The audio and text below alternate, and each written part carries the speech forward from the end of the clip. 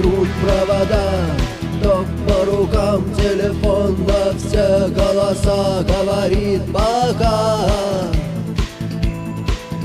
Пора.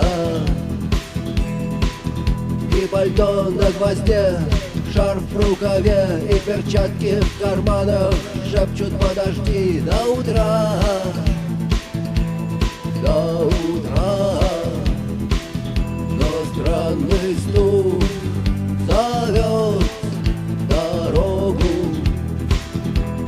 Может сердце, может стук в дверь.